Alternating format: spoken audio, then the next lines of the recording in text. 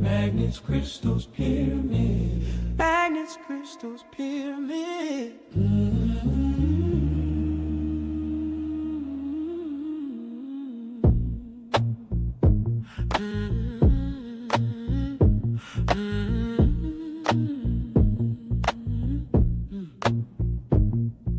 Welcome home, family, and join us for the fun. Colorful guests, people everywhere under the sun. Interesting conversations, prayers first has begun. Invocation, manifestation, conversation then will come. Magnets, crystals, pyramids. Magnets, crystals, pyramids. Magnets, crystals, pyramids.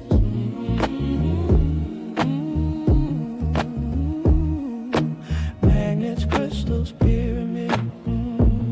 Let's start drinking some water, juice or tea. King Killer's recommended for you and me. Guayusa mixed together, maple syrup or honey.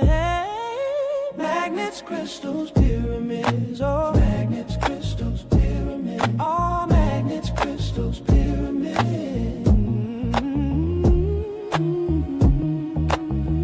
Learn from the healers, crystals, pyramid.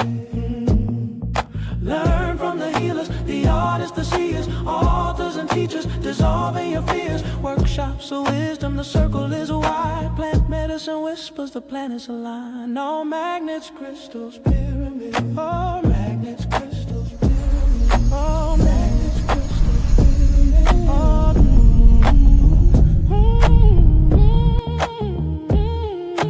magnets, crystals, pyramid. Crystals and pyramids, magnets that spin. Organ awakening the power within. Tantra and herbs, the gateways ignite. Shamanic drums calling truth into light. Magnets, crystals, pyramids. Magnets, crystals, pyramids. Magnets, crystals,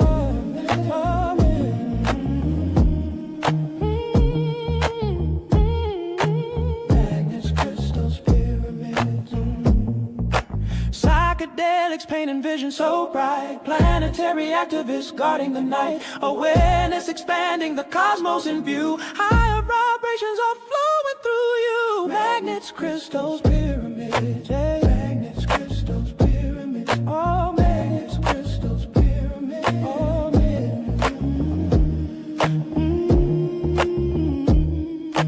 magnets, crystals, pyramids. Xenon and herbs, you'll feel much better. Drink your tea now instead of later. Stay ahead of your health. Health is always your greatest wealth. Oh, no, no. Magnets, crystals, pyramids. Hey. Magnets, crystals, pyramids. Oh, magnets, crystals, pyramids. Oh,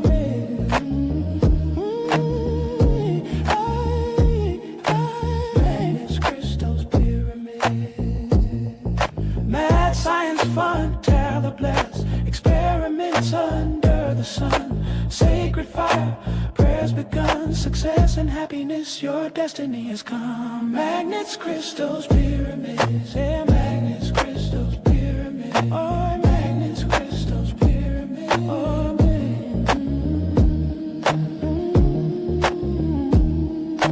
magnets, crystals, pyramids.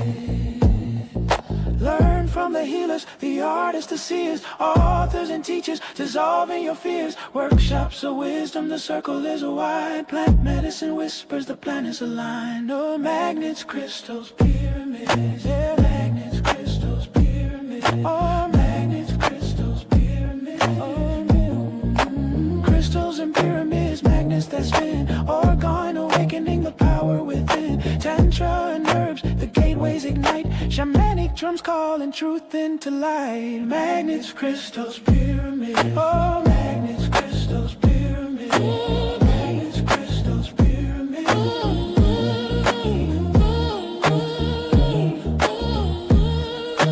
Magnets, crystals, pyramids.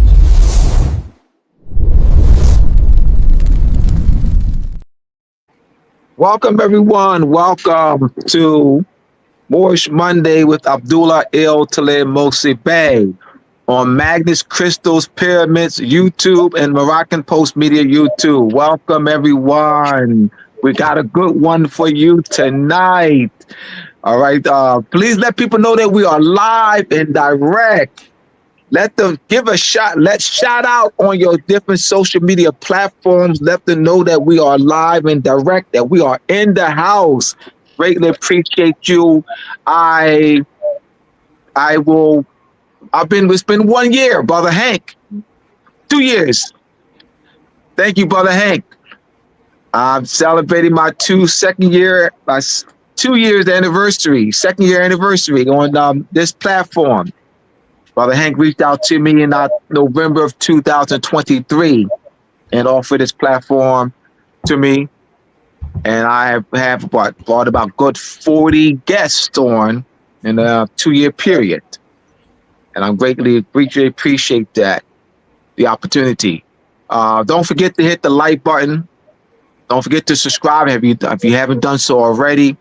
Across the screen, as we rolling across the screen, strolling across the screen for the next 2 hours is my website, MoorishandMasonry.org. For those who are interested in my books, Moorish and Masonry Part 1, Moorish Masonry Part 2, Howard Venus and Moon Rule, Etymology and Vocabulary, the Masonic Copper Square and the Connection, Advancement, and Timekeeping, the Illuminati and the Illumination of the Mind. Go to my website, MoorishandMasonry.org. All right, so we're going to get right to it. Addressing the misconceptions at large within the Moorish movement using evidentiary standards. Misconceptions equals lack of knowledge. So we're going to get right started. Brother Israel, you got the floor. Right.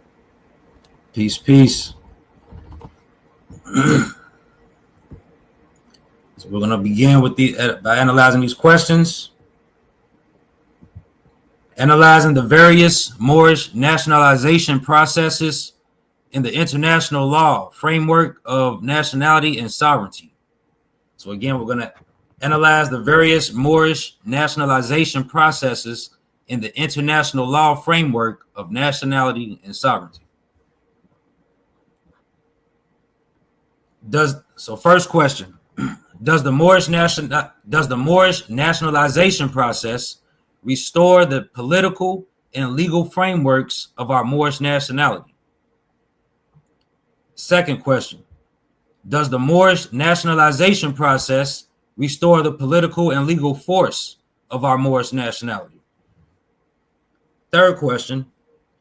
Does the Moorish nationalization process restore our legal bond to our Moorish pre-existing statehood? And the fourth question, is the Moorish nationalization process a part of the international legal process of reversion to sovereignty and re-entering the family of nations as an old and original Moorish state? And these questions are thought-provoking. We are challenging. Yes, we are. We must raise our game. We must raise the bar. And we must analyze. We must come to the knowledge of what in the international law is and the political and legal applications of nationality. We'll look at we'll continue because what you have the charts coming up. Yep. All right. Territorial sovereignty, the absolute right of a state to legislate laws, enforce the laws, and to judge according to said laws within its domestic borders and its territories abroad without outside interference. Territorial sovereignty is an international law principle, and the elements of territorial sovereignty, or what territorial sovereignty embodies, is acquisition of territory to the left, loss of sovereignty, land boundary cession treaties, territorial jurisdiction, law of succession, change of sovereignty of a people, and the United States Constitution, acquisition of nationality through subjugation and cession, change of sovereignty and its effects of the nationality of the inhabitants.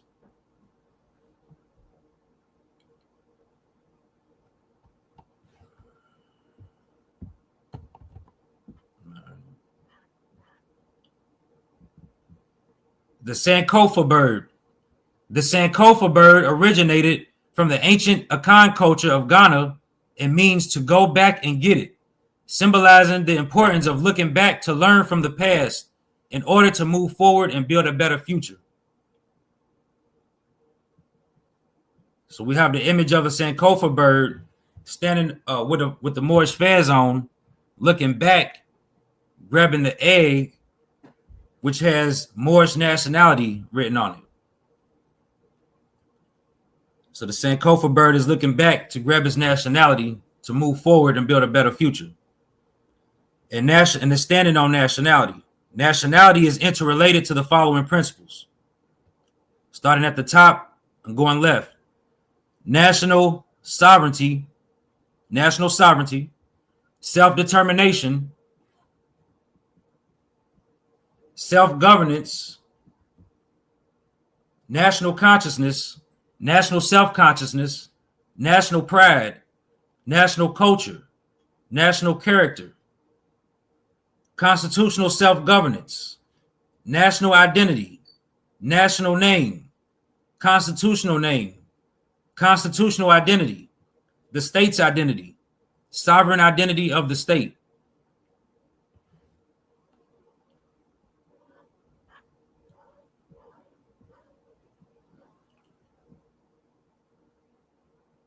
Other principles that are interrelated to nationality, starting on the left side, national self-consciousness, national consciousness, national pride, national culture, national character, national coat of arms, national seal, national flag, self-governance.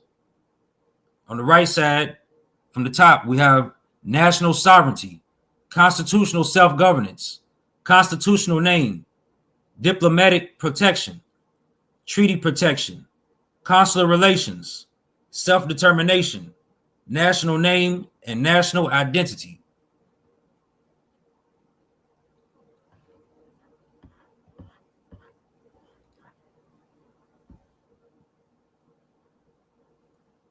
So peace, respect, and much gratitude to Noble Drew Ali.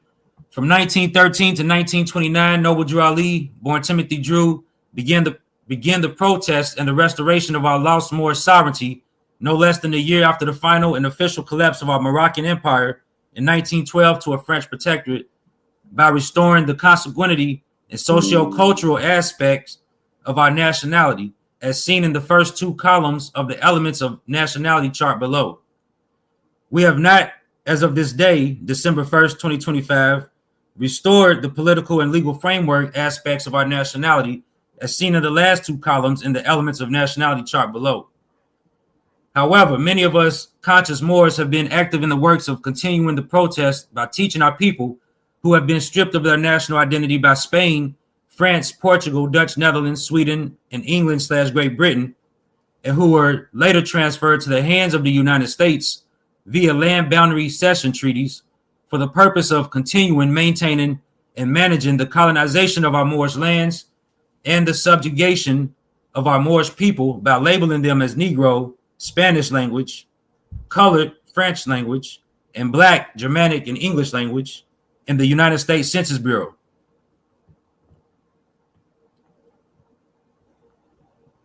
So a complete breakdown of nationality. As mentioned above, the two columns on the left side is what Noble Drew Ali restored. He brought that back to us. The consanguineous aspect of nationality, consanguinity, ancestry, parentage, descent, genealogy, pedigree, lineage. Socio-cultural aspect of nationality. In the second column, socio-cultural aspect of nationality, language, dress/headdress, ceremonies, holidays, rituals, festivals, dance. The third column, which is what we have yet to restore, is the political framework of nationality. Involves defining the national identity of the people. Constitution, the political term, the people of Burkina Faso, the people of France, the people of China.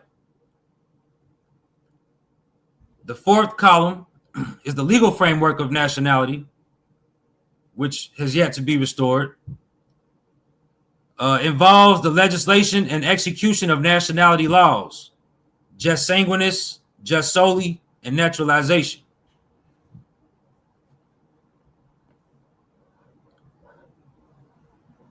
So that's the legal framework of nationality. This chart is called the legal framework of nationality, dealing with the three aspects of the legal framework of nationality: jus sanguinis, jus soli, and naturalization. So on the left, in the first column, we have jus sanguinis, which is the right of blood / descent / ancestry, acquiring citizenship through inheritance from a parent, legal tie of parentage. Examples: someone born to German citizen parents on U.S. soil acquires dual citizenship of both the U.S. and Germany, because Germany applies the jus sanguinis principle. Someone born to Mexican citizen parents on U.S. soil acquires dual citizenship of both Mexico and the U.S. because Mexico applies jus sanguinis, the jus sanguinis principle.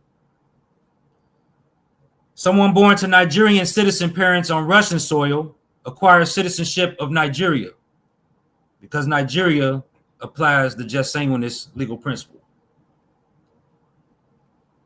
In the middle, we have jus soli, the right of soil, acquiring citizenship by being born within the jurisdiction of the state, birthright citizenship. Examples: someone born on U.S. soil to French citizen parents acquires dual citizenship of both France and the U.S. Someone born, because United States exercises or applies the jus soli legal principle, international principle. Someone born on Canadian soil to Spanish citizen parents acquires the citizenship of Canada because Canada applies the jus soli legal principle, international legal principle. Someone born on Mexican soil to Spanish citizen parents acquires the citizenship of Mexico because Mexico also applies the jus soli international law principle. In the third column, we have naturalization, which consists of voluntary consent, legal permanent residency, good moral character, language and civics knowledge, renunciation of former citizenship, and oath of allegiance.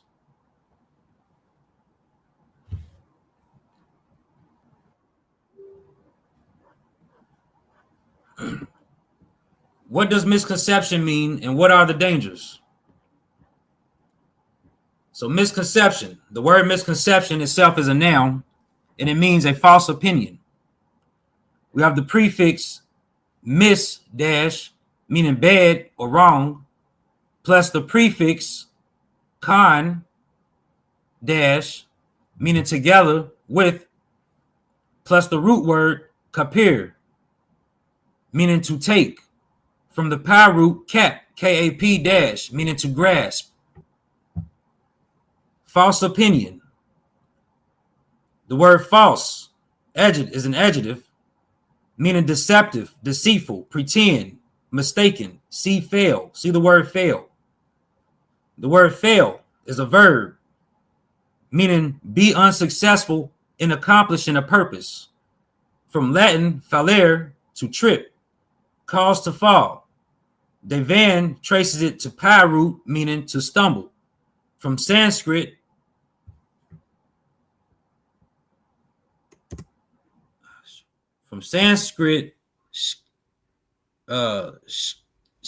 scalate to stumble. And that word is together. I have to fix that. The word opinion is a noun. From Latin, opinionum, opinion, conjecture, fancy, judge, suppose, opine. From pi, Proto-Indo-European, op, dash, meaning to choose. See option. So one is choosing to stumble or choosing to be unsuccessful by following misconceptions. So if our goal is to recover our lost Moorish sovereignty, following misconceptions will make us unsuccessful in accomplishing that purpose, that goal. So that's the danger of the misconception. Yeah. What is evidence and what are evidentiary standards? Evidence. Evidence is explicit information shared by the communicator that is used to back up or to justify the dependability of a factual claim. In prospective arguments, evidence will be needed to support reasons that are factual claims. In descriptive arguments, evidence will be needed to directly support a descriptive conclusion. Legal application of evidentiary standards. Evidentiary standards are the legal principle that determine how much convincing evidence is required to prove a fact or a claim in court. Professional debate application of evidentiary standards. Evidentiary standards is the principle and criteria for evaluating the quality, relevance, and credibility of evidence presented to support a claim in an argument.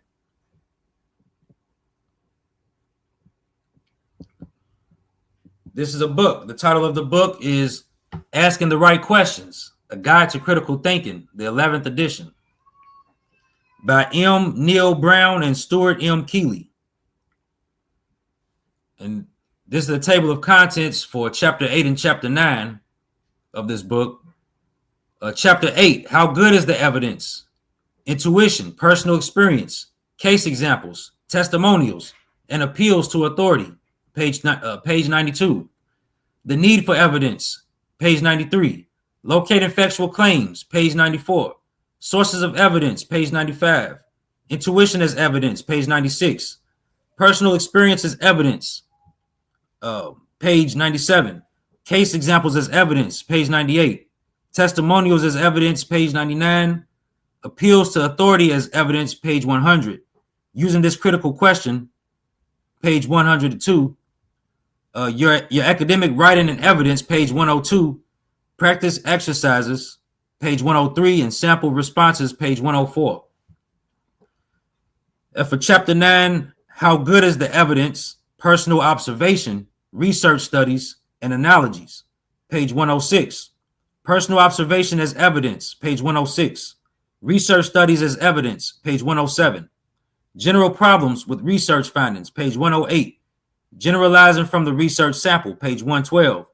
Generalizing from the Research Measures, page 114. Bias Surveys and Questionnaires, page 115. Analogies as Evidence, page 117. Identifying and Comprehending Analogies, page 117. Evaluating Analogies, page 118. When you can most trust expert opinion, page 120. Research and the Internet, page 121. Practice exercises, page 122, and sample responses, page 123.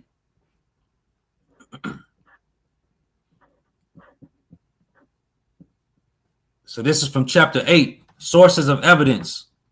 When should we accept a factual claim as dependable? There are 3 instances in which we will be most inclined to agree with a factual claim. Number 1, when the claim appears to be undisputed common knowledge, such as the claim, weightlifting increases muscular body mass. Number 2, when the claim is the conclusion from a well-reasoned argument. And 3, when the claim is adequately supported by solid evidence. Our concern in this chapter is the 3rd instance. Determining the adequacy of evidence requires us to ask, how good is the evidence? To answer this question, we must first ask, what do we mean by evidence? Attention. Evidence is explicit information shared by the communicator that is used to back up or to justify the dependability of a factual claim. See Chapter 3. In perspective arguments, evidence will be needed to support reasons that are factual claims. In descriptive arguments, evidence will be needed to directly support a descriptive conclusion.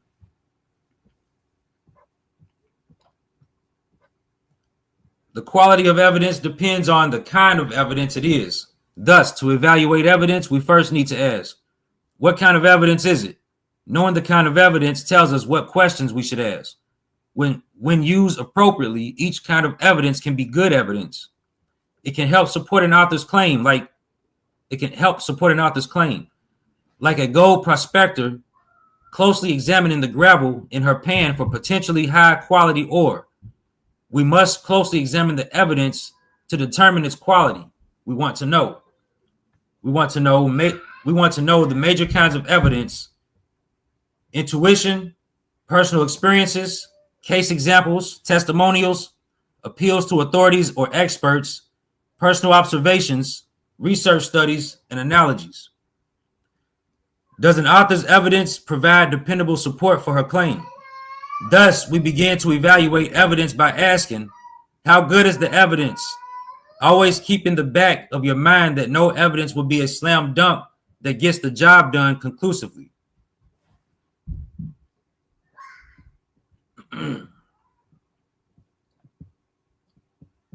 Let's critically examine the misconceptions at large within the Moorish movement.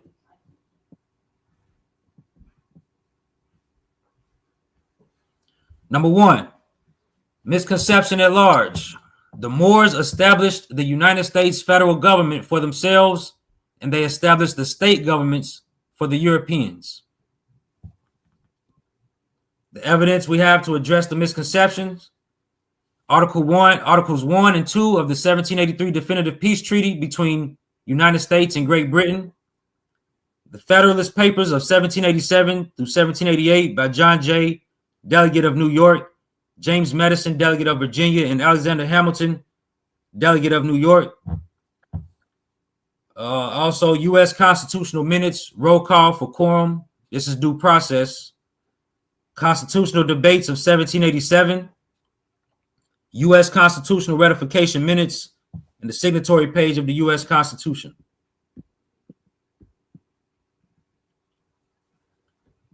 Yeah, so that would be the states.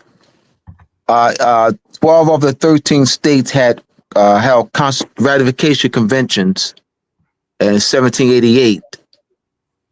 So it would be the states' constitutional ratification minutes.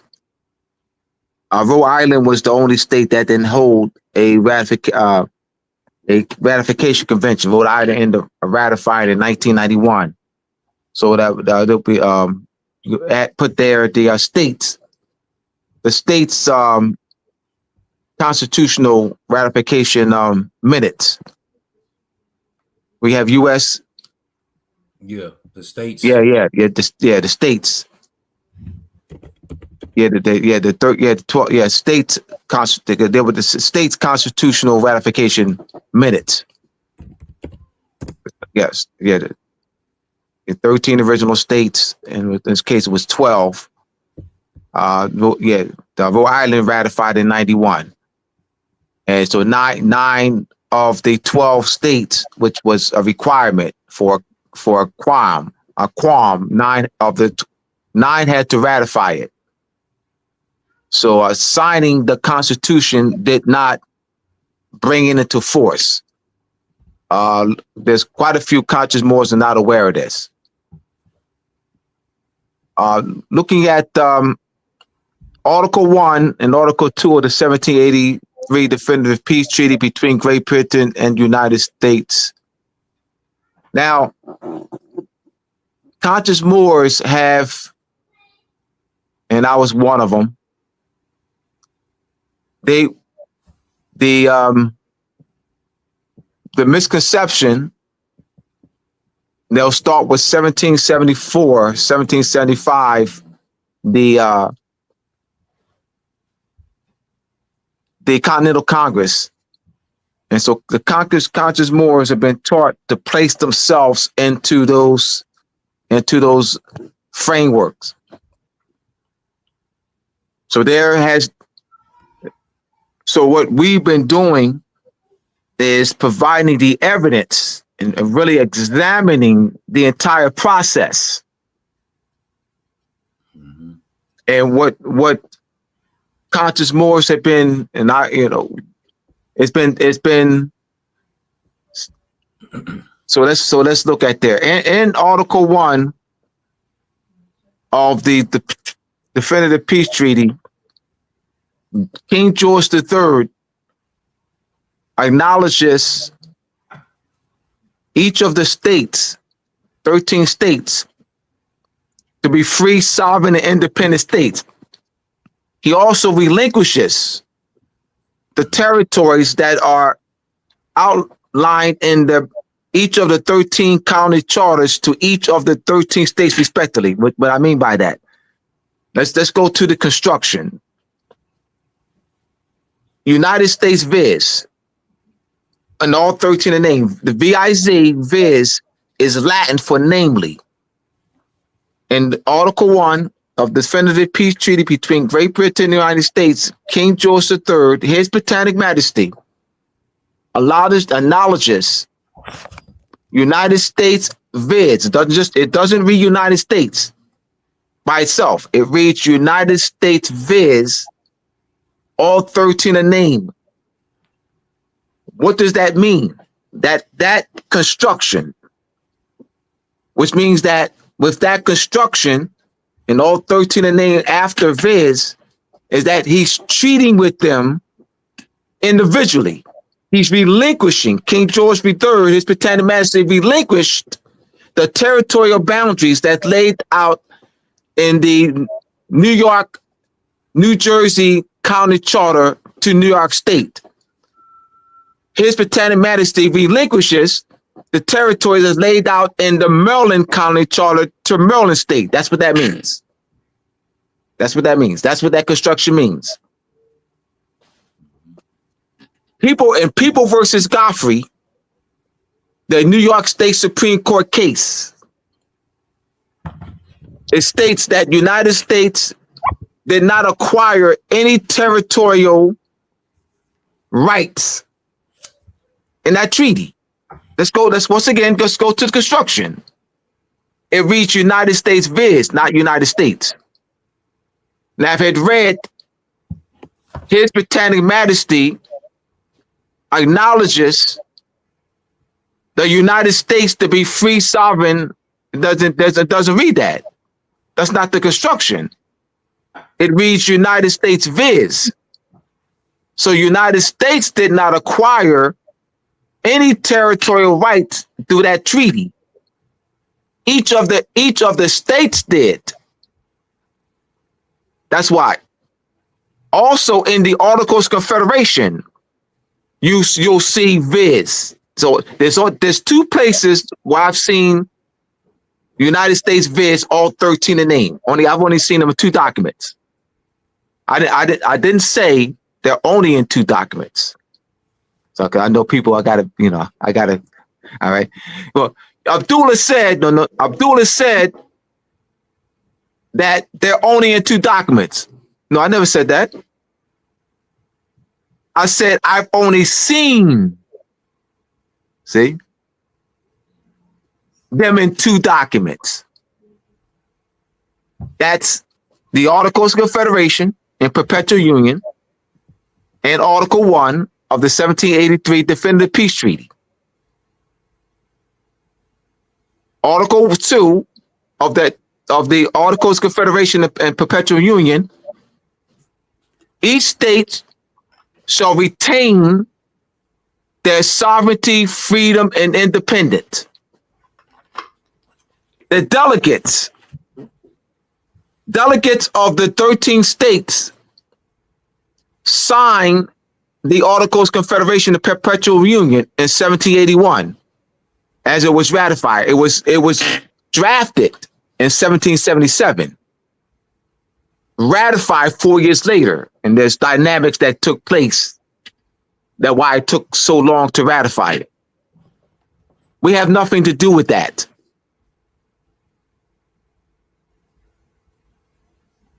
So what you'll see, my brothers and sisters,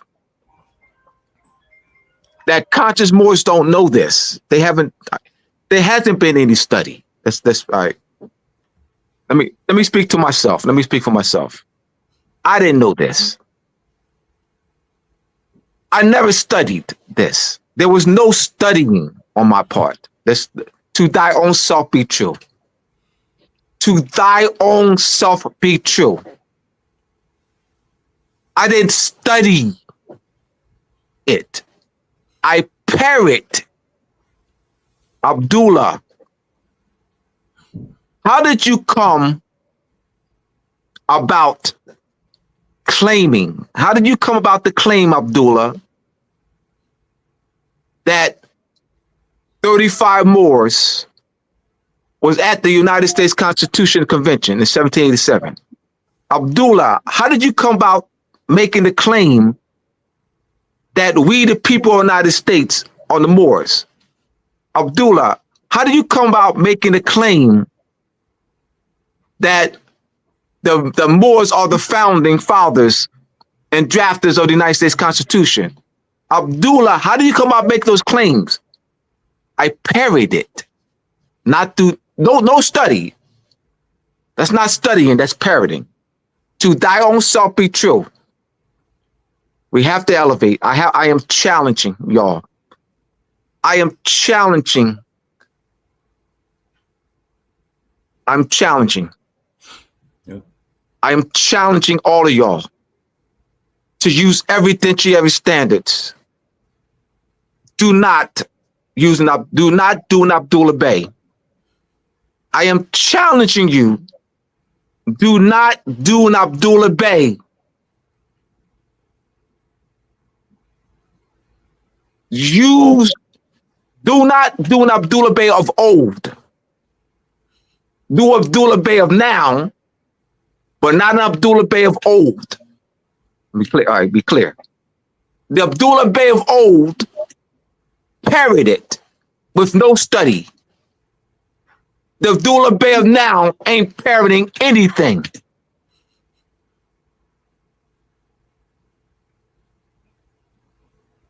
I'm going to challenge.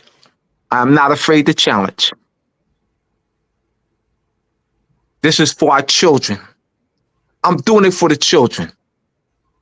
We cannot pass the old Abdullah Bay down to the children. We cannot pass the parroting down to the children. We ain't doing it. Go ahead, Israel. All right. And I'm not afraid to talk about myself. I'm not. For the betterment of our people, I'm not afraid to do it. So the second misconception at large, the United States and the Moroccan Empire merged as one nation, and the evidence is the dual seal on the reverse side, backside of the Federal Reserve note, $1 bill. The evidence to address the misconception, a unification treaty. A unification treaty is an international agreement between between states to replace conflicting legal rules with a single uniform set of laws, or to merge two or more states into one political and legal entity. All right. So, question: where is the unification treaty? All right, keep in mind, how good is the evidence? Using evidentiary standards. Yep. The back of the federal one, what they call the $1 bill, one federal reserve note, is not evidence.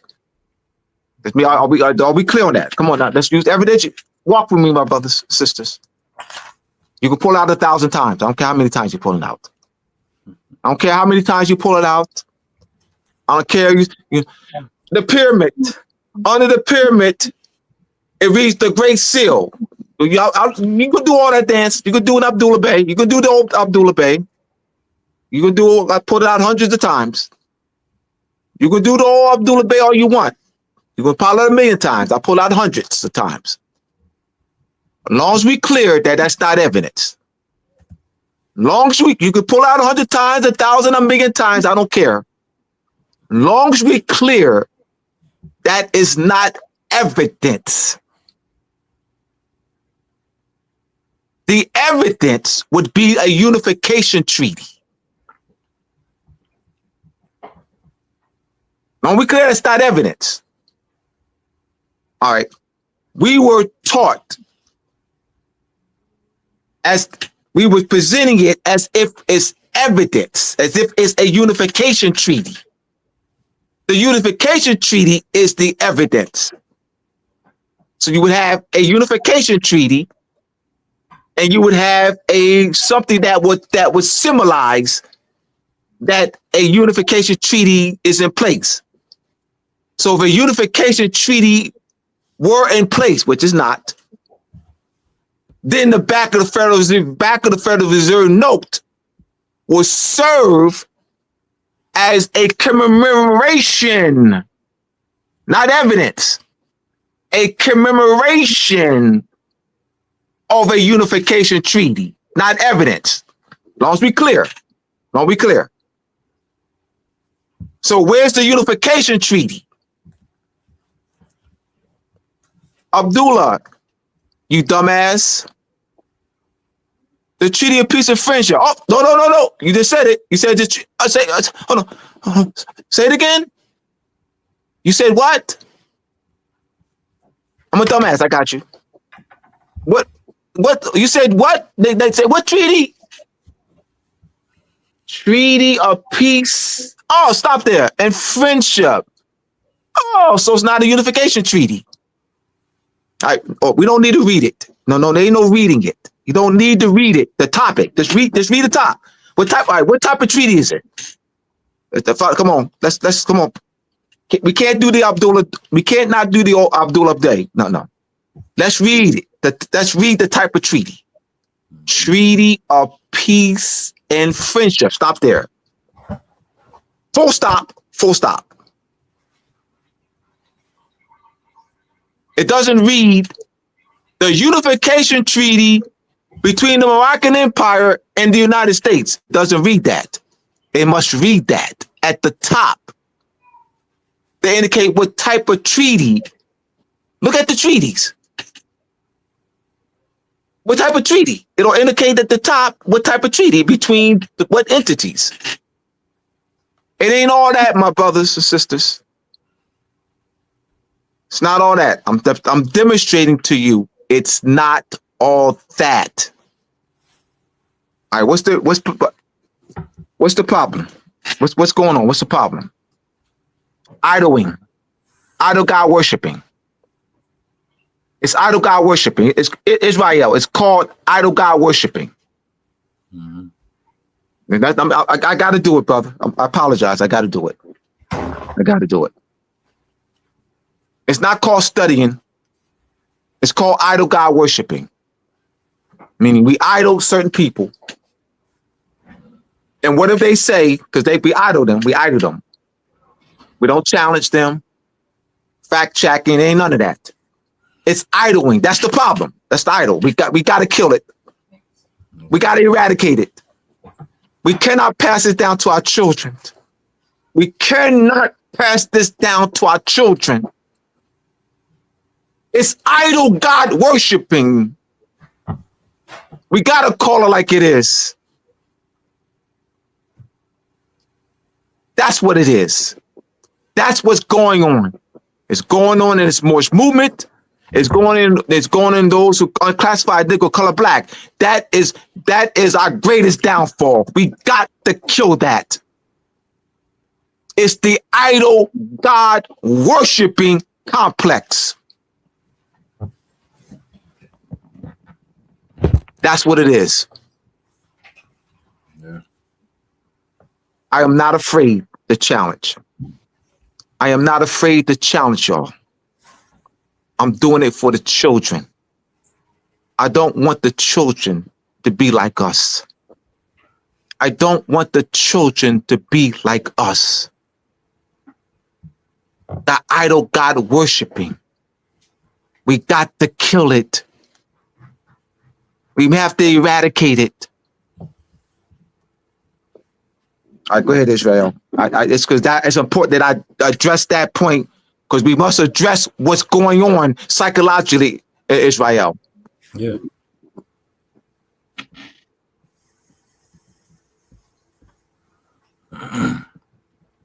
I don't know, Hank. Why you got a doula on, man? Cancel Abdullah, brother Hank. You need to cancel Abdullah. Hey, all right. Man.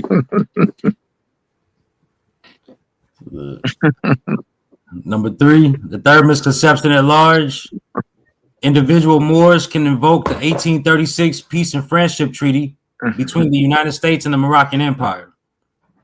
The evidence to address the misconception. Private right of action. A private right of action is a principle. It says a principle must be mentioned in the treaty. So a private right of action, the principle must be mentioned in the treaty. Non-private right of action, principle is mentioned in Articles 20, 21, and 22 in the 1787 and 1836 Treaty of Peace and Friendship between the United States and the Moroccan Empire. A Moorish consul. In my book, Moors and Masonry Part 2, I took 15 pages, the chapter 10, I think chapter 10, Moors and Masonry Part 2. I took 15 pages from the United States Counter Memorial. France submitted a memorial which starts a suit. It's called a memorial. It's in international law, a claim, the initial claim is called a memorial. France filed a memorial against the United States in the International Court of Justice in 1952 case. A counter is called a counter memorial in international law. United States responded with a counter memorial. The counter memorial is over 300 pages long. I took 15 pages from the United States counter memorial. And in that, what I took was the excerpts of extraterritorial, compensatory, extraterritorial consular jurisdiction / compensatory / consular extraterritoriality clause, where it reads only a French consul, only a Dutch consul, only a German consul. What is that? What's right there? Just you can the language, that substantive language. That's a non-private right of action, which means an individual cannot bring forth a case under that treaty. Only what? Because the treaty doesn't convey a private right of action. We're now breaking it down even further. Because based on the substantive language, only a Dutch consul, only a French consul. So the Treaty of Peace and Friendship between the Moroccan Empire and the United States do not convey private rights of action. Because they said a Moorish consul or United States consul is delegated that authority. We must rise to this. This is not opinionated. Look it up. It's understanding the principles. Private right of action, non-private right of actions. Self-executing treaty, self-execution treaty, non-self-executing treaty. These are principles dealing with treaties. This is major study for Israel.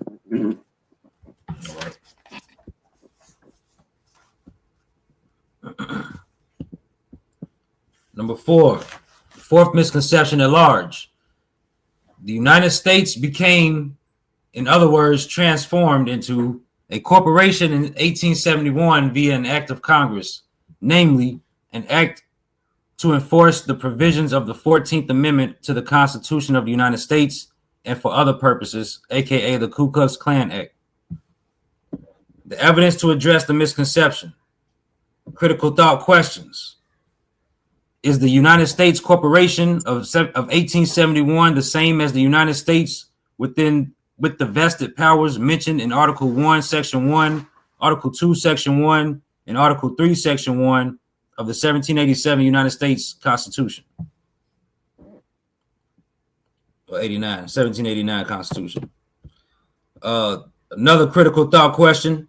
Is the United States Corporation of 1871 the same United States mentioned in the 1776 Declaration of Independence, the 1783 Definitive Peace Treaty between the United States and Great Britain, the 1803 Louisiana Purchase Treaty between the United States and France, the 1848 Treaty of Guadalupe Hidalgo between the United States and Mexico, the 1819 Adams-Onis Treaty between the United States and Spain, the 1898 Treaty of Paris between the United States and Spain, and the 1867 Alaska Treaty of Cession between the United States and Russia.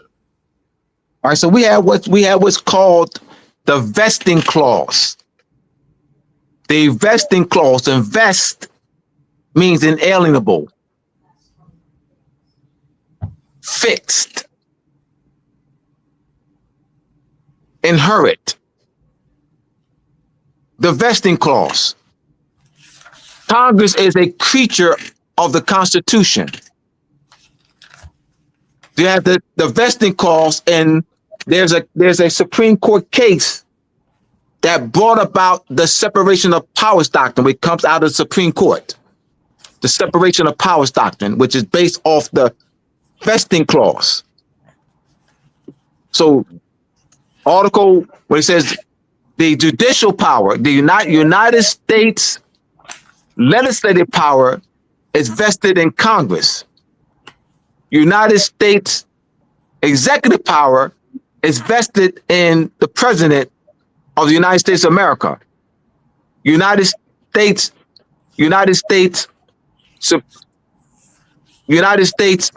judicial power is vested in one Supreme Court. So Congress, it's vesting, which means it's fixed. Congress does not have constitutional authority to create through legislation a new United States and therefore vest the United States legislative power, United States judicial power, United States executive power in this constitutionally, in this statutory United States.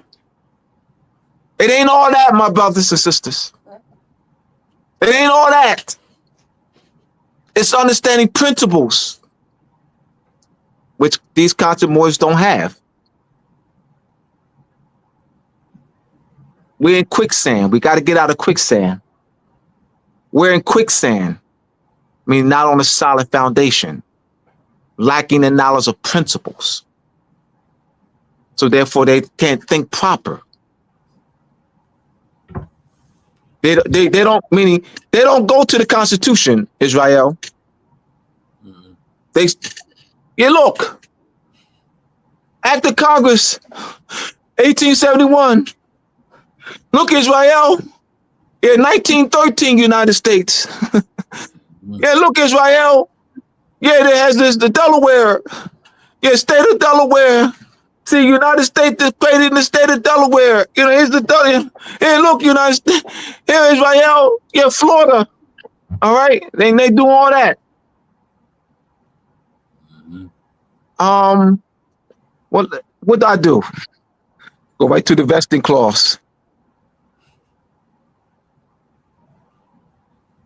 I don't care nothing about that. All the United States. Why? Because they don't have constitutional authority. In fact, remember, acts of Congress. Remember the United States Supreme Court. The United States judicial power is vested in the United States Supreme Court. So the question is, does this act of Congress meet constitutional muster? What is the constitutionality of it? Because it's an act of Congress doesn't mean it meets constitutional muster. Congress is constantly drafting, enacting. That doesn't mean they all of them meet constitutional muster. And what is it? What is Supreme Court going to use? The Constitution. To what? Measure to determine whether a particular act of Congress meets constitutional muster, or determine the constitutionality of a particular act of Congress. Now, what I just said is not all that. What I just said ain't magical. I ain't all that, and I ain't all super intelligent, and I ain't above all y'all and all that. That's bull. Don't put me like that. Please don't. Got the same intelligence I have. I've just been guided in the right direction to proper concepts. That's all that is. I ain't better than y'all. I ain't all more intelligent than all y'all. Don't play. I ain't y'all. I'm not gonna allow that. I ain't gonna allow that. I ain't gonna allow this. I'm all this. I ain't allowing that. You got it too. You just gotta be guided in the right direction of proper concepts. You got what I have too. I ain't all that. Stop. You're that. You could do it too. You just got to be guided in the right direction of foundational understanding studies. That's all. So we ain't gonna, Israel, he's all that. Now, he is all that. But so are y'all. All right, go ahead, brother.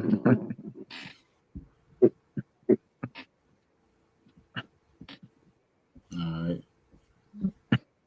Number 5, misconception at large. Yeah, let me that real quick, Israel. And I do that, and you know why I do this. Because I'm addressing, because conscious Moors, they go there. And also unconscious Moors, they hype people up and all that. They go there with that. And I have to address that. Because that's still, once again, you already know what I'm about to say. You already know what I'm about to say. That's that idol God worshiping. See? Hmm. Go ahead, brother. All right, number 5, misconception at large. Moors are U.S. non-citizen nationals. Evidence to address the misconception: the United States Congress legislated the U.S. non-citizen national status.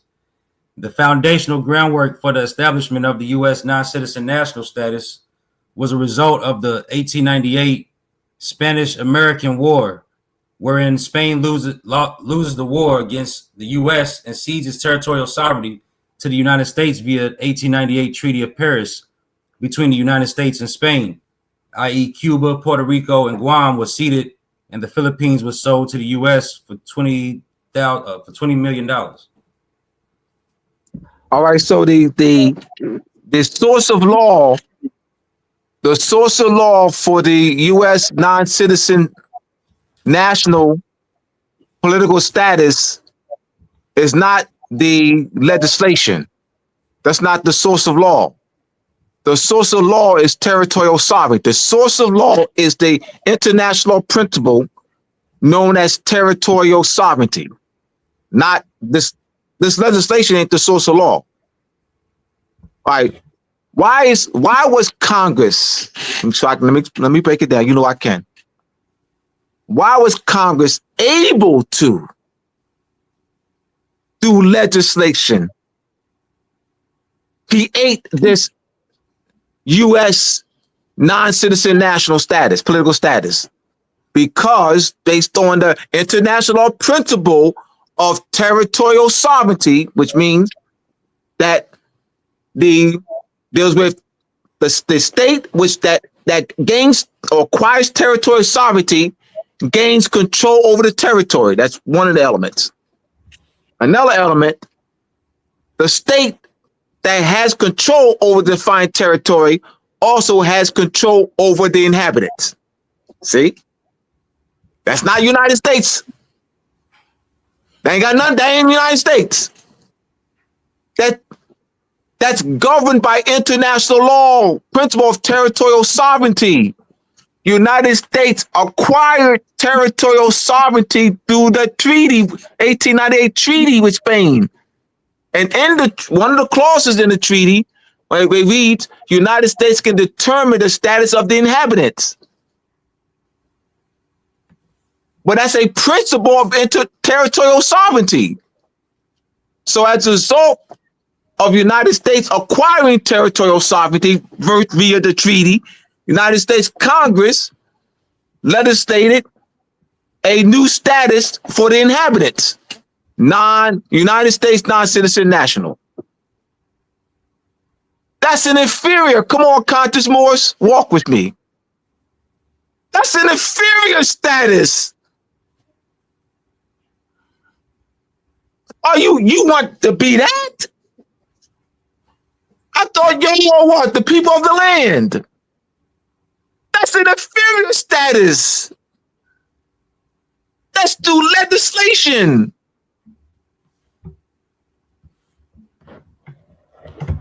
All right, go ahead, brother. We here to drop, clarify misconceptions tonight. Mm-hmm. All right. Number 6, misconception at large. We, the people of the United States, in the preamble of the United States Constitution, consist of the Moors and means the people of the land. Evidence to address the misconception. Can one have a legal bond to a nation that has not recovered its lost sovereignty? Only a nation's government can correct its citizen status. Example, we the people of China, France, Japan, Ireland, United States, Mexico, Nigeria, etc. The preamble in the United States Constitution does not read, we the people of Morocco. A sovereign nation's constitution reflects the national identity of its citizens, i.e. the people, as in we the people of. There you go. Exactly. So now Abdullah, how did you come about making the claim that the Moors are we the people of United States? I parroted.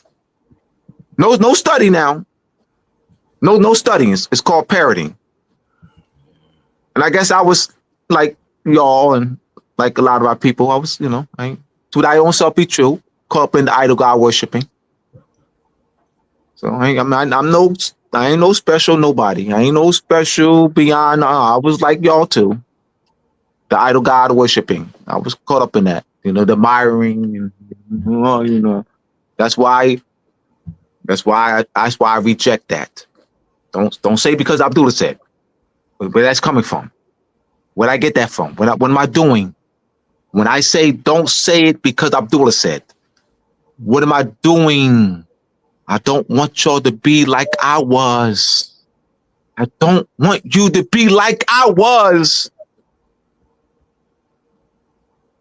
You be greater than me. Don't want you to be like I was.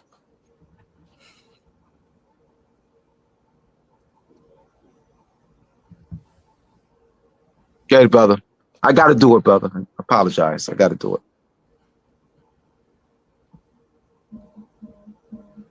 All right, number 7, misconception at large. The Moorish Americans are nationals of the United States federal government and not a citizen of any of the several states thereof. Evidence to address the misconception. Citizen has a domestic application while national has an international application. See example below. Example, a Frenchman in France is called a French citizen. A Frenchman in China is called a French national. A Russian in Russia is called a Russian citizen. A Russian in France is called a Russian national. A United States citizen in the United States is called a United States citizen. A United States citizen in Mexico is called a United States national. 3 treaties with the United States that have that was excellent, brother. I don't need to. yeah. I mean, that was excellent. Citizen is domestic, national is international, and he gave clear-cut examples. Yeah, we can. Yep. Full stop. I mean, excellent. So the 3 treaties with the United States that have a citizenship clause. See the 1803 Louisiana Purchase Treaty between the United States and France. Article 3 reads, the inhabitants of the ceded territory shall be incorporated in the Union of the United States and admitted as soon as possible, according to the principles of the federal Constitution, to the enjoyment of all these rights, advantages, and immunities of citizens of the United States. And in the meantime, they shall be maintained and protected in the free enjoyment of their liberty, property, and the religion which they profess. That's Article 3 of the 1803 Louisiana Purchase Treaty. See 1819 Treaty of Amity, Settlements, and Limits between the United States and Spain, His Catholic Majesty, aka Adams Honest Treaty. So in this treaty, read Article 6. Article 6 reads, the inhabitants of the territories which His Catholic Majesty cedes to the United States as soon as may be consistent with the principles of the federal Constitution, and admitted to the enjoyment of all the privileges, rights, and immunities of the citizens of the United States.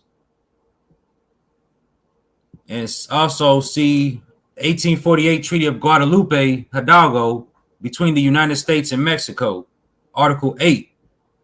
It reads, those who shall prefer to remain in the said territories may either retain the title and rights of Mexican citizens or acquire those of citizens of the United States. The specific article quoted from each treaty mentioned above is called a citizenship clause. With that being known, where is the treaty between the United States and Morocco with that same citizenship clause element? Becoming a citizen of a foreign nation against your will and without the citizenship clause is an element of subjugation.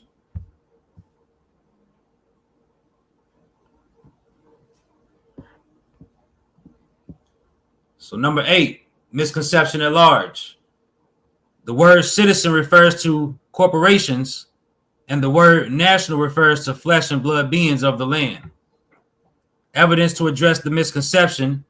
See number 7 as evidentiary standards. So what I just read will be the same evidence to address the misconception on number 8. So it's saying the word citizen refers to corporations and the word nationals refer to flesh and blood beings of the land. So just to show you the examples that I gave that were given in number 7. Example, a Frenchman in France is called a French citizen. A Frenchman in China is called a French national. So how can it be one versus the other? Yeah. So yeah, see, in this UCC, so you're talking to a Mexican in Mexico. See, this UCC, see when you say you're talking to a Mexican in Mexico, Mexican citizen in Mexico, or a French citizen in France, or a Japanese citizen in Japan, and you said, well, you see, is UCC or so and so a citizen is see you're a corporation. See, you're Oh, they're a citizen in Japan. That's domestic. That's used domestically. nationals used in Israel demonstrated it has a much that national is much broader, and you use what is the application of it? Like, yeah, we're in Japan. Israel and I, we're in Japan. We're not going to call the Japanese in Japan Japanese nationals. Man, hey, man, hold on. Man, Abdullah and Israel are off their rockers. Man, the Japanese over there talking about us. Ding, ding, chong. I mean, chong, chong, chong. Look at these knuckleheads. Man, these idiots. Ding, chong, chong, idiots. Yeah, they say we Japanese nationals. These ching, chong, ching, these idiots. They don't know that we're in Japan? And I may be, but actually I ain't really. I'm saying, because you see these misconceptions, my brother. You see, and I'm doing it this way to bring more attention to it. I'm making levity of it to bring more attention to it, of how ridiculous we look. And that we don't look ridiculous among each other, because we among each other we in quicksand. So here we are, Israel. These conscious Moors are in quicksand together. They don't look ridiculous among each other because they're all in quicksand. They're all singing in quicksand. Yeah. Right. But they will look ridiculous. All right, now you have so you have a body of people on solid foundation, right? And they looking at these conscious Moors in quicksand. Now the people on solid foundation see the people on quicksand as ridiculous, but the people who are in quicksand together don't see each other as ridiculous. How was that for analogy? Yeah. All right. I just try to come off the top of my dome, man. Yeah, man. That's really the grounds. Hey, brother Hank, you better cancel Abdullah.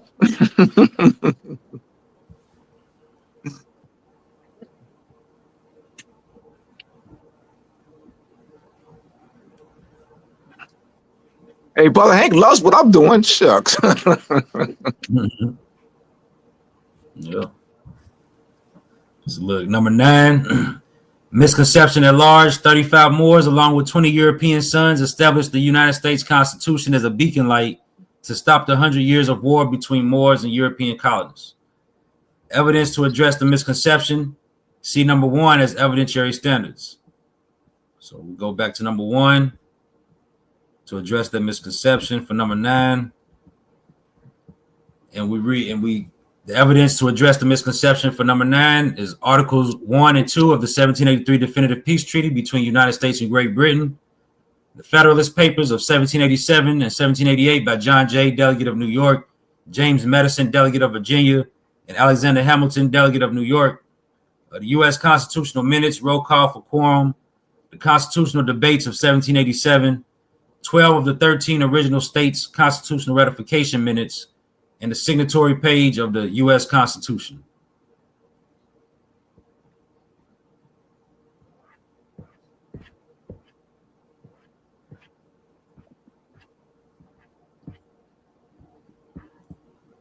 So number 10, misconception at large. Individual Moors can correct their own status as well as the status of others in their individual capacity. Evidence to address the misconception. Mm-hmm. The authority to define, regulate, and protect the nationality of a people/nation lies within the political framework of a nation, state/country. Absolutely. Go back to the chart, the green chart. Yeah. And reread the political and legal framework section. Column. The 2 right columns, the political framework of nationality involves defining the national identity of the people, as in the constitutions, the political term, the people of Burkina Faso, the people of France, the people of China. Legal framework of nationality involves the legislation and execution of nationality laws, jus sanguinis, jus soli, and naturalization.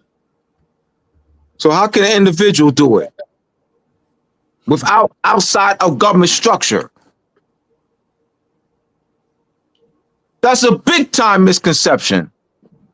Yeah. We're showing the world that we don't know government. We're showing the world that we don't know nationality, sovereignty, and governance. We're showing the world that we don't know how to govern. We're showing the world that we don't know the political and legal application of nationality. We're showing the world that we don't know the constitutional self-governance and constitutional structure and constitutional framework and government structure and government governance and government framework. We're showing the world that, once again, conscious Moors and quicksand together. Among each other, they don't look ridiculous. They look ridiculous to those standing on solid foundation. I got to do it, brother. I apologize. I got to do it.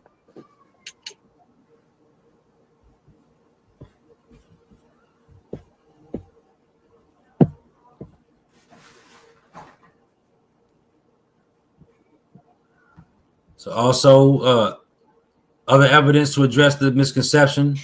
For number 10, the authority to create nationality laws lies within the legal framework of a nation state / country. One element of nationality is a legal bond to a state. Nationality breaks down to the political framework, defines, regulates, and protects nationality. The legal framework creates nationality laws. The dismantling of a nation's political and legal framework is an element of subjugation / loss of sovereignty.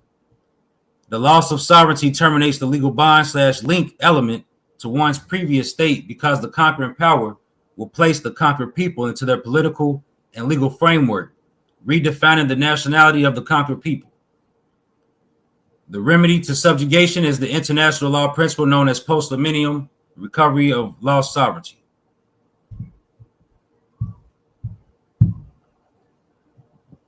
This was a question of misconceptions at large from the live audience.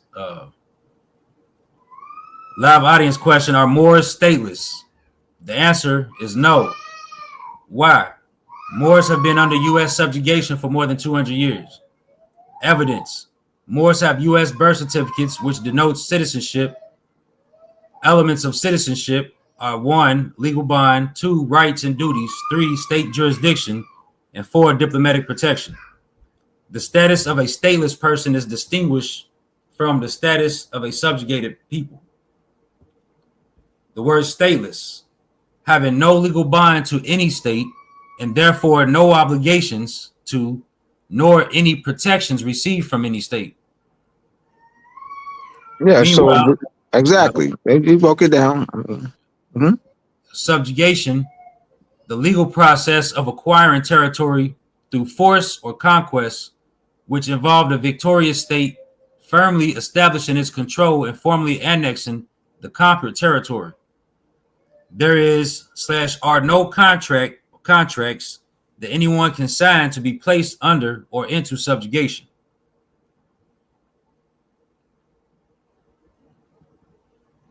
Number 11, misconception at large. Individual Moors can create a government first and then bring other Moors into their government second. Evidence to address the misconception, see number 10 as evidentiary standards. So what I just read will be used as the same evidence to address the misconception. Number 10. The authority to define, regulate, and protect the nationality of a people / nation lies within the political framework of a nation state / country. The authority to create nationality laws lies within the legal framework of a nation state / country. So there'll be the same evidence, evidence. Yep. Number 12, Misconception at large. Once you claim your Moorish nationality, you cease to be a United States citizen. Evidence to address the misconception. See territorial sovereignty octopus with elements as tentacles. So back up to the top.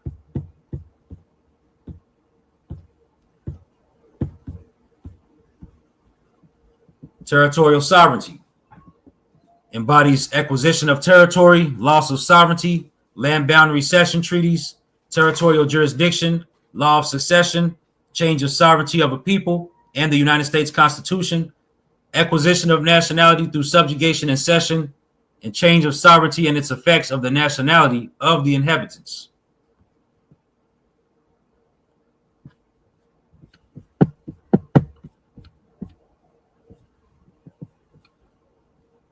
All right.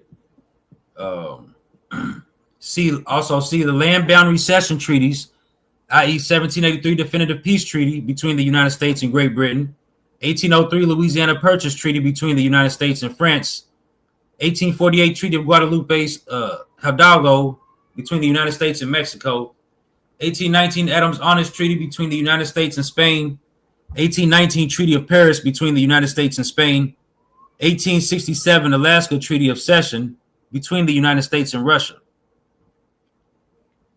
Reread, go back up the top and read those questions, questions dealing with nationalization process. Yeah. Yes.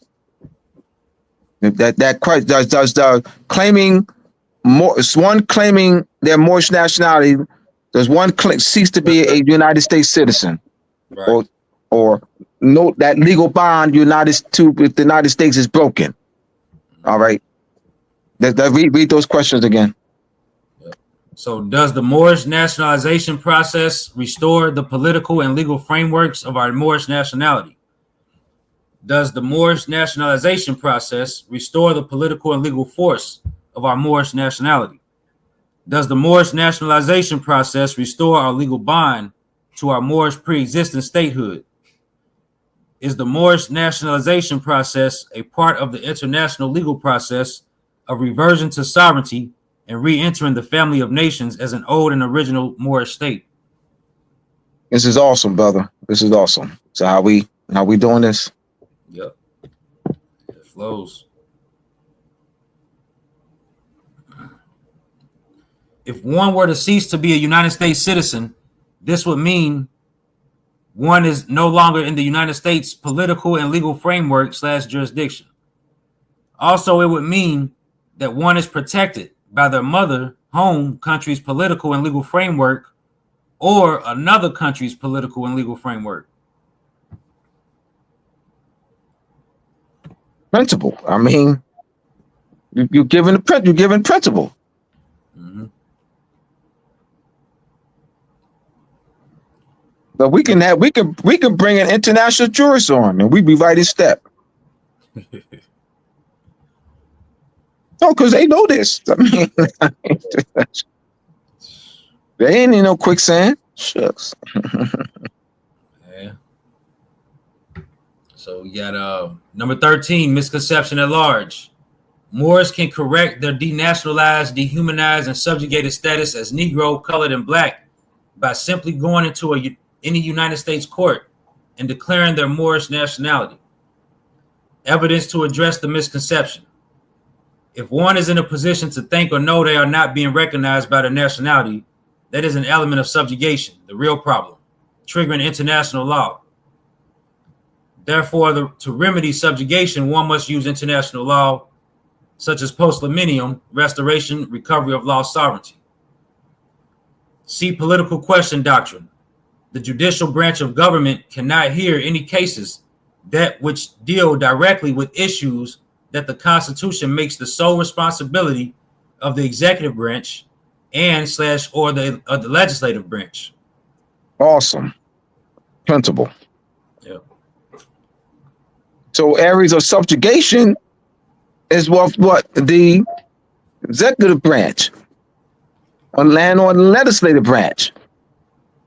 Because it's a matter of subjugation. Yeah. They can't hear it. All right. United States Supreme Court cannot hear from people of the native people of Hawaii. Yeah, we filed a court claim in the United States Supreme Court, and we want the United States Supreme Court to hear the matter of subjugation. They're not going to hear that. That's a political question doctrine. United States invaded the Kingdom of Hawaii, subjugated Hawaii, and annexed Hawaii. That's a political question doctrine. United States conquered the year 1900 through legislation. United States, through legislation, constructed a new citizenship framework for the native people of Hawaii. That's a political question doctrine.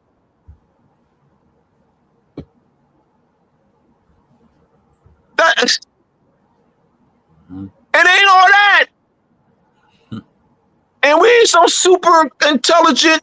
This is beyond your Abdullah and Israel is all super intelligent. We can't know it's that bull. I ain't gonna allow that. I'm not gonna allow that y'all can't get it.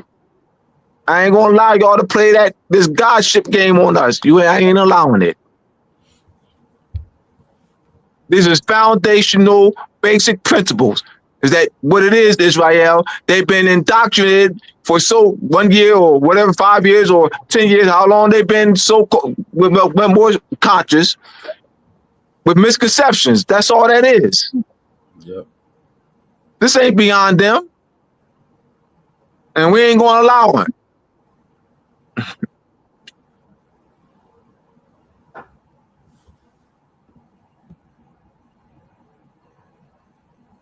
All right. Number 14, misconception at large. Individual citizens or nationals can make proclamations. Evidence to address the misconception. See City of Syracuse, How to Write a Proclamation. See U.S. Legal Forms, Proclamation, an in-depth look at its legal meaning and importance. Key elements of a proclamation. Issued by a recognized government authority, governor, president, etc., informs the public of government's actions, documented in written form, and may have legal implications or consequences.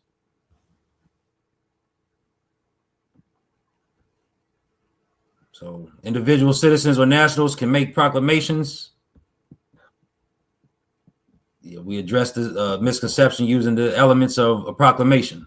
The key elements. Issued by a recognized government authority. Proclamation informs the public of government's actions.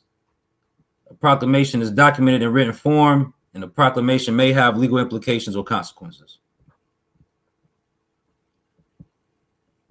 Number 15, misconception at large. Only a national can lien a person, place, or thing, and not a citizen. Evidence to address the misconception. There is no such reality as national versus citizen. See number 7 as evidentiary standards. So number 7 is evidentiary standards. Citizen has a domestic application while national has an international application. So a Frenchman in France is called a French citizen. That same Frenchman that's in France, as soon as he travels to China, that same being travel to China, now he becomes a French national. How can it be citizen versus national?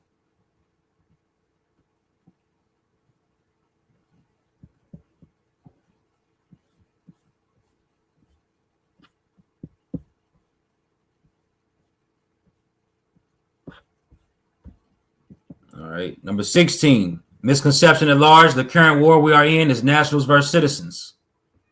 See number 15 and number 7 is evidentiary standards. So the same look. Number 17, misconception at large. Moors do not need a driver's license to navigate an automobile on the roadway unless they are conducting business driving. Evidence to address the misconception. See number 12 as evidentiary standards in the territorial sovereignty octopus. United States gained territorial sovereignty from Great Britain, 1783 Definitive Peace Treaty. From France in the 1803 Louisiana Purchase Treaty, Spain in 1819 Adams Honest Treaty, and in the 1898 Treaty of Paris. And the 1898 Treaty of Paris. That's with Spain. Mexico, 1848 Treaty of Guadalupe Hidalgo and Russia, 1867 Alaska Treaty of Cession. The United States through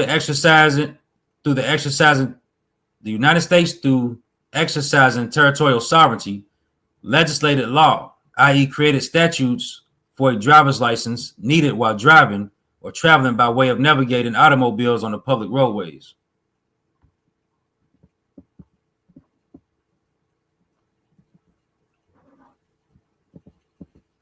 The second question of misconception at large from the live audience. Live audience question: Do Moors have to expatriate U.S. citizenship in order to be Moorish nationals? The answer is no. Why? Expatriation is the relinquishing of one's legal bond to a state, and therefore one loses protection from said state. One can become stateless by expatriating from one state and not acquiring citizenship of another state.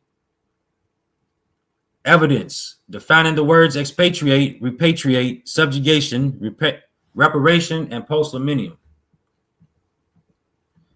Expatriate in international law, it means a person who lives and works in a country other than their country of citizenship, often for a prolonged period. Repatriate in international law is the act of a person returning to their country of origin or citizenship, which can be voluntary or forced.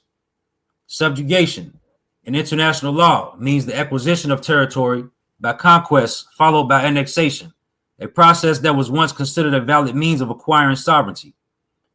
Reparation in international law is the obligation of a state to make amends for an internationally wrongful act with the goal of restoring the injured party to the position they were in before the act occurred. Post-millennium in international law is the principle that restores a person or things to its pre-captured status after it comes back under the control of its original sovereign. This means that upon the recapture of territory, individuals are returned to their original legal standing, and acts performed by an occupying force, such as the sale of property, are rendered invalid, and the original owner may reclaim the property.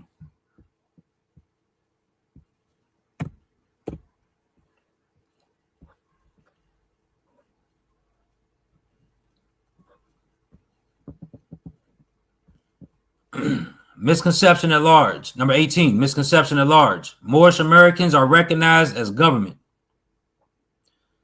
Evidence to address the misconception. What are the elements of a state? Elements of a state. Number 1, permanent population. Number 2, defined territory. Number 3, full functioning government. And number 4, sovereignty, capacity to engage in foreign relations with other nations. Does the Moroccan Empire, which collapsed in the year 1912 under France's protection, fit all the elements of a state as mentioned above in the year 2025? And the answer is no. The Moroccan Empire does not have a permanent population. The Moroccan Empire does not have a defined territory. The Moroccan Empire does not have a full functioning government, and it does not exercise sovereignty. It's not in the capacity to engage in foreign relations with other nations at this moment, at this point in time. Number 19, misconception at large. Moors can create a nation within a nation. Evidence to address the misconception. Example of how a nation within a nation would look. A box within a box equals a nation within a nation. Small box equals a small nation. Large box equals a large nation. So let's look at this box within a box image. This small box nation is within the large box nation. The small box nation must receive permission from the larger box nation because the larger box nation controls the borders. Therefore, the smaller box nation does not and can never exercise full territorial sovereignty because they need permission to leave from the big box nation. Well, that's excellent, brother. I gotta salute you on this, man. Excellent. And this is the book. This is the book. So still make, little touch ups or whatnot, but this is the book. Yeah. Awesome, brother. A nation can only exist within another nation if there is a treaty between the two nations. Now you see what proper concepts. How much this here? Here we go. Proper concepts. See what it does. So he came up with this. He came up with that. Proper concepts. Excellent. Number 20. Misconception at large. Our mothers sold us into subjugation of the United States by signing the birth certificate as the informant. Evidence to address the misconception. See number 12 as evidentiary standards, the octopus. No one agrees to subjugation. A contract is not an element of subjugation. And subjugation is a forceful act of one state against the will of another state. Our mothers and their mothers, etc., were born under subjugation.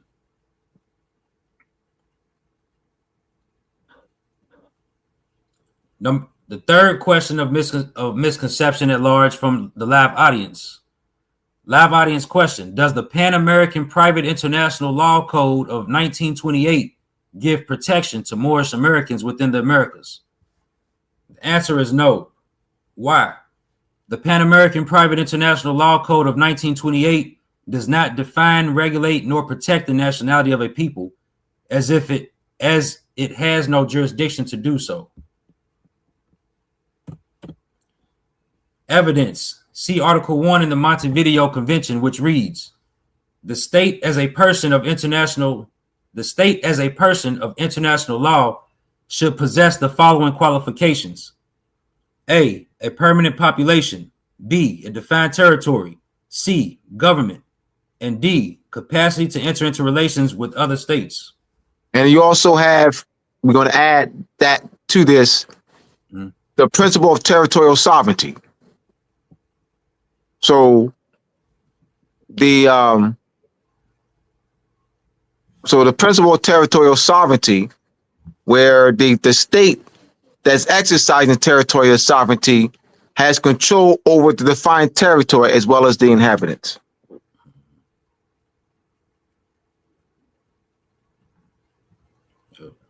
Yeah, I'll add that in here. Mm-hmm. Number 21, misconception at large. Moors are part and parcel or partial of the United States. Evidence to address the misconception. Moors are part of the United States. However, the question is, how did Moors become part of the United States? Example of others becoming part of the United States via treaties with the citizenship clause. Article 3 of the 1803 Louisiana Purchase Treaty between U.S. and France. Article 8 of the 1848 Treaty of Guadalupe Hidalgo between U.S. and Mexico. Article 6 of 1819 Adams-Honest Treaty between U.S. and Spain. And Article 3 of the 1867 Alaska Treaty of Cession between U.S. and Russia. Question: in which article of any treaty between U.S. and Morocco does it mention Moors or Moroccan citizens, subjects, or nationals can become citizens of the United States?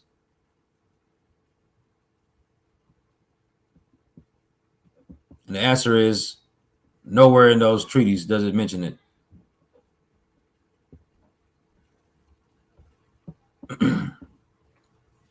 Number 22, misconception at large. Moors can create their own passport.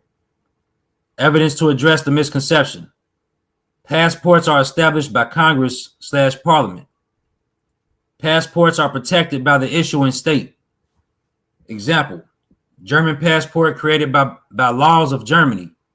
French passport created by laws of France. Nigerian passport created by laws of Nigeria. United States passport created by laws of United States. See number 17 and number 12 as evidentiary standards.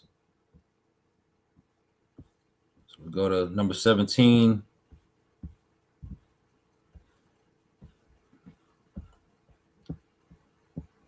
the territorial sovereignty octopus. United States gained territorial sovereignty from Great Britain, France, Spain, Mexico, and Russia. The United States, through exercising territorial sovereignty, legislated law, i.e., created statutes for a driver's license needed while driving or traveling by way of navigating automobiles on a public roadway. So it's the territorial sovereignty.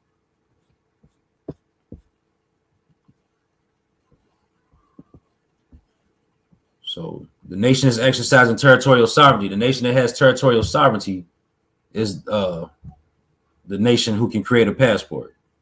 That's who can create a passport. Number 23, misconception at large. Article 3, Section 2 of the United States Constitution authorizes Moors to establish Moroccan consular courts in the United States. Evidence to address the misconception. Consular courts are established by treaties as authorization. Constitutions have no jurisdiction or authority to authorize consular courts in foreign nation states.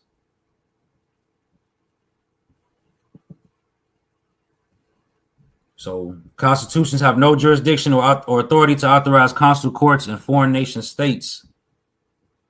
So how can Article 3, Section 2 of the United States Constitution authorize Moors to establish Moroccan consular courts in the United States?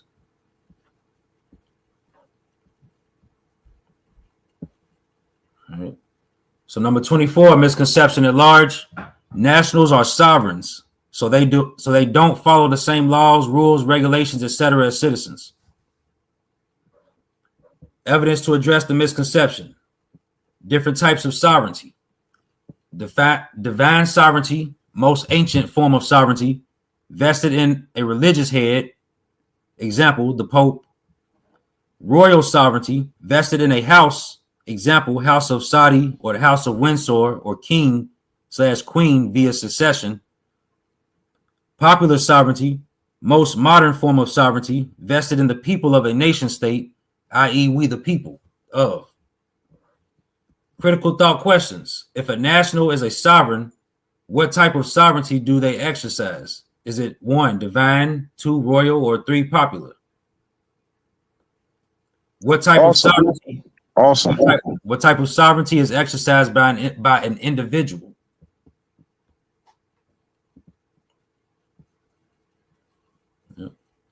So number 25, misconception at large. Moors must challenge the judge's jurisdiction in court by requesting a delegation of authority order, DOAO. Evidence to address the misconception. Does the 1836 Treaty of Peace and Friendship between the United States and Morocco read, Moors must challenge the judge's jurisdiction in court by requesting a delegation of authority order? A treaty is an international law agreement between two or more sovereign states, which can address issues such as border disputes, commercial matters, and security of citizens abroad, nationals, and of property territory.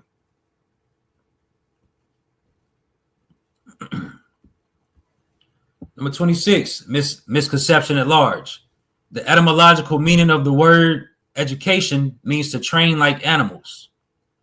Evidence to address the misconception. Use the linguistic principles of morphology, i.e. prefix, root word, and suffix, and etymology, historical and true sense meaning of a word, to break down the word education. Example, E- is a prefix plus ducere, which is a root word, plus dash ation, ation, which is a suffix. E- plus ducere plus ation equals education. Ex-out.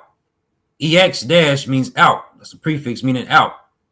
Plus ducere, meaning to lead. Plus H-ation, meaning act of, equals the act of leading out. So education is the act of leading out, not the training of animals. Number 27, misconception at large. Moors can create an allodial title or an aboriginal title because they are indigenous to the land. Evidence to address the misconception, see number 17 as evidentiary standard. Number 17, once again, touches on the territorial sovereignty.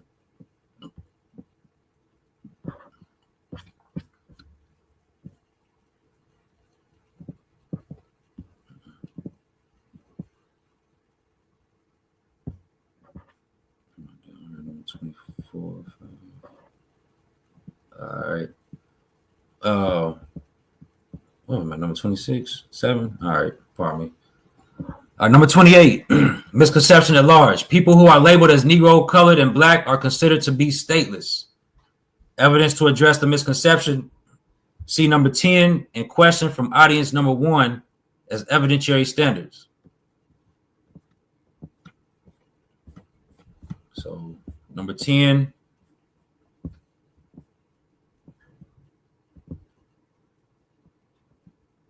The evidence to address the misconception, the authority to define, regulate, and protect the nationality of a people / nation lies within the political framework of a nation, state / country. The authority to create nationality laws lies within the legal framework of a nation, state / country. Elements of nationality is a legal element. One element of nationality is a legal bond to a state. Nationality.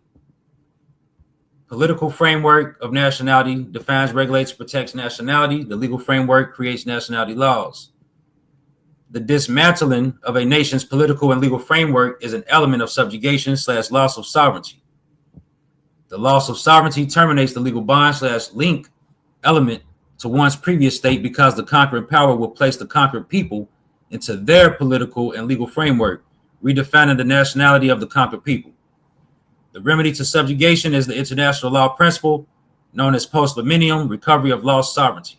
So it's not statelessness, it's subjugation. Mm-hmm. Not statelessness. Right. The native people of Hawaii are not stateless.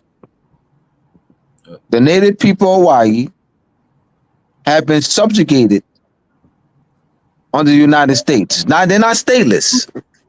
The native people of Hawaii are not stateless.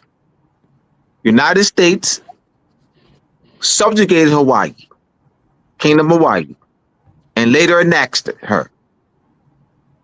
The Richard Dole of Dole's Pineapple set up the Republic of Hawaii. He led the establishment of the Republic of Hawaii, which is not the Kingdom of Hawaii. Hawaii had already been subjugated. Richard Dole of Dole Pineapples led the way for the establishment of the Republic of Hawaii. Those natives who were during the time of the operation of the Republic of Hawaii, and those who were still alive and living in the year 1900, in the United States legislated, and it's in the legislation, those born in the Republic of Hawaii and Maine afterwards shall be citizens of the United States. That's not statelessness. That's subjugation. All right. That is not statelessness. That's the international law principle known as acquisition of nationality through subjugation. What that means, United States forced the native people of Hawaii into their legal system through that legislation, well, through subjugation, and forced them into a legal system through that legislation and placed them into a new citizenship framework. That is known as acquisition of nationality through subjugation and not stateless. So once again, it's not all that. It's just their scope of study was very limited. That's all that is, Israel. Yeah. I was the same way. I'm no better than they are. I ain't greater than they are. This ain't above them. We ain't gonna let them play that.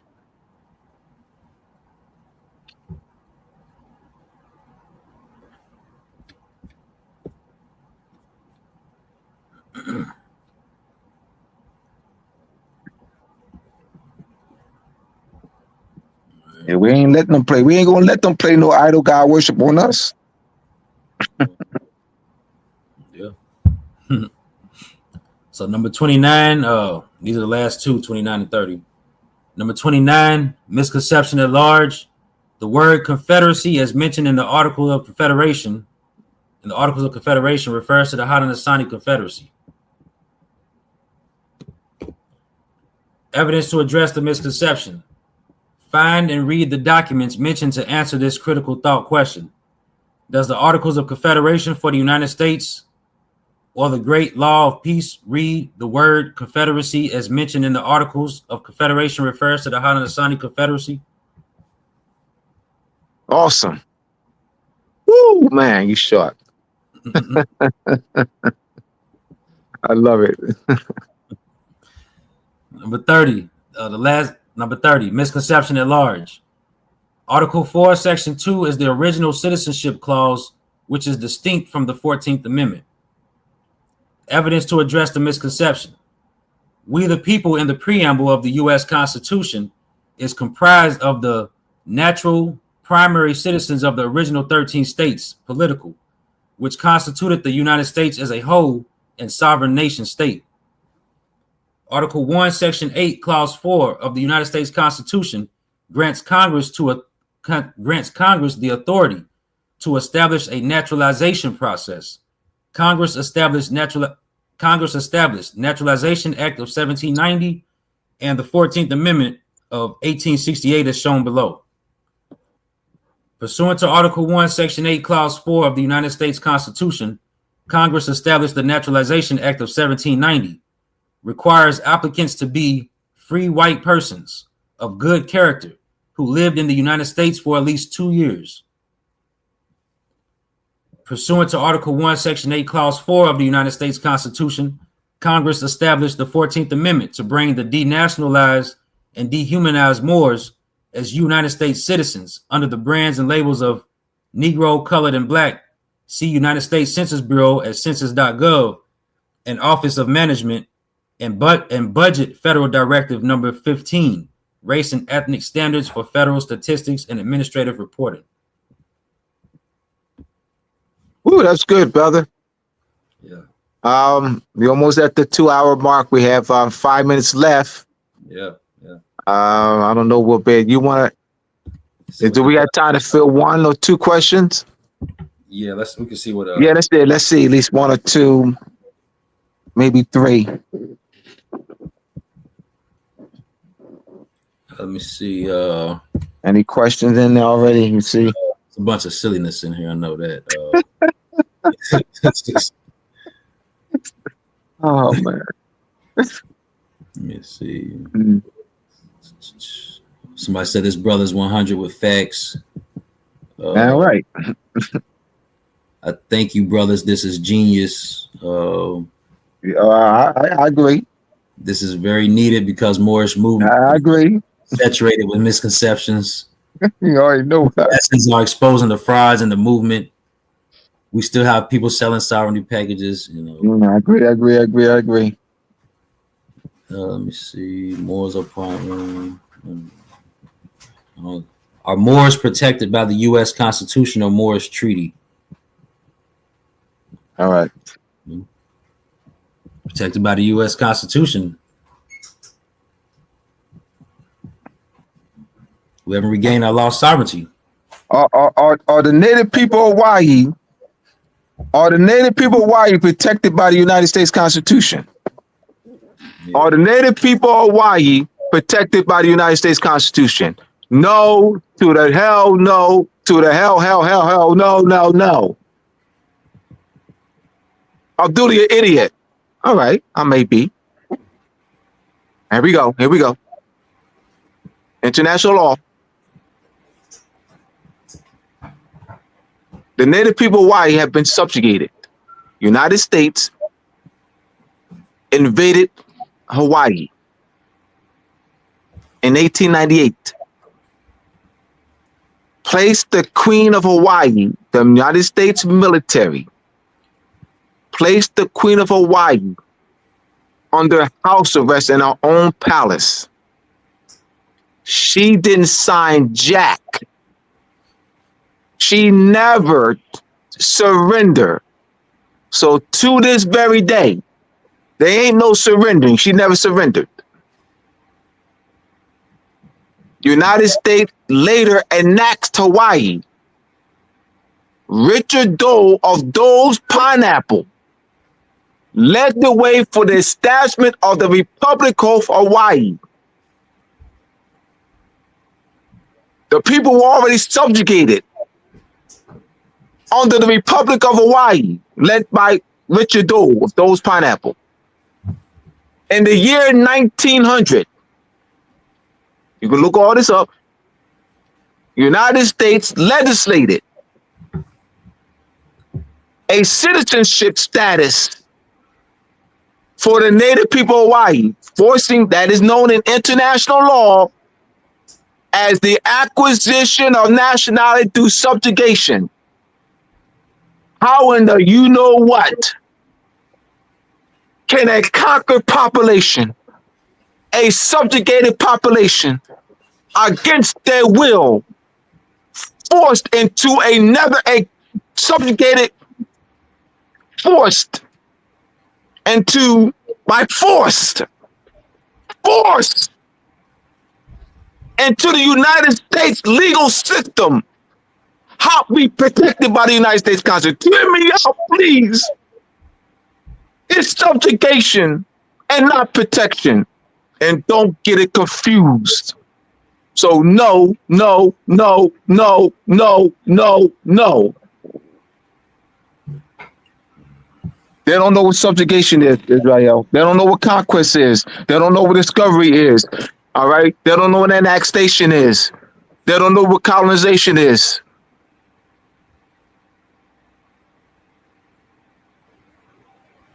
That's the greatest misconception the world has ever known.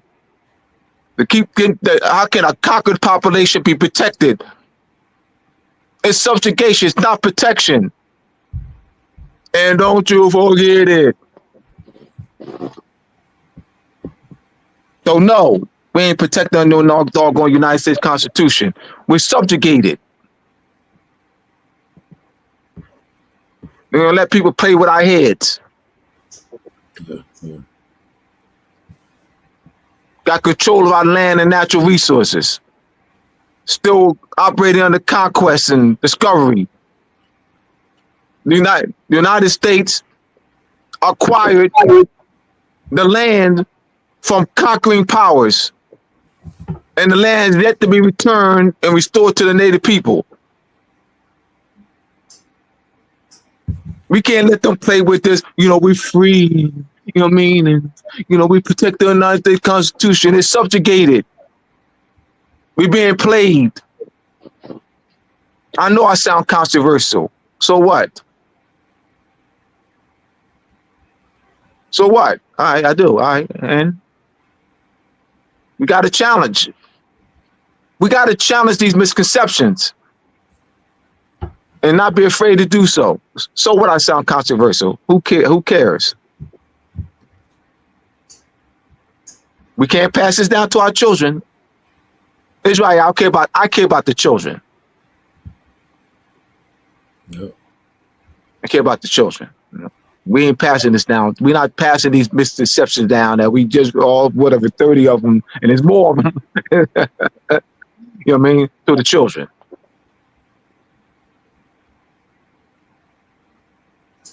All right, my brothers and sisters, it's 9:01. Uncle Hank, I thank y'all. Once again, don't forget to hit the like button. Don't forget to subscribe if you haven't done so. Let people know about the recording. So share the recording. Post the recording on your various social media platforms. Share the recording to your loved ones or co-workers, and so forth. For those who are interested in getting any of my books, go to my website, mooresandmasonry.org. For Moors and Masonry Part 1, Moors and Masonry Part 2, How Her Venus and Moon Rule, Etymology and Vocabulary, Etymology and Vocabulary Supplementary 1, the Illuminati and Illumination of the Mind, the Masonic Compass Square and the Connection of Measurement, Timekeeping. Go to mooresandmasonry.org. Thank you again, brother by Uncle Hank. All right. We want to give a sign off. Israel closes out. Just thank everybody for their attention tonight. Hopefully you learned something of value. Something you can actually use. What's the next? Who's on the next episode? Who's on the Taj next? Tariq Bey. I have Taj Tariq Bey next. I'll reach out to him again tonight. Okay. All right. So Taj Tariq Bey is scheduled for next week. Brother Hank was scheduled, and this will be a rescheduling for Taj. It'll be the second time with Taj. So Hank suggested that I give his spot to Taj. Okay. Yep. All right. Well, peace, everyone. Have a good night. We're out. Peace.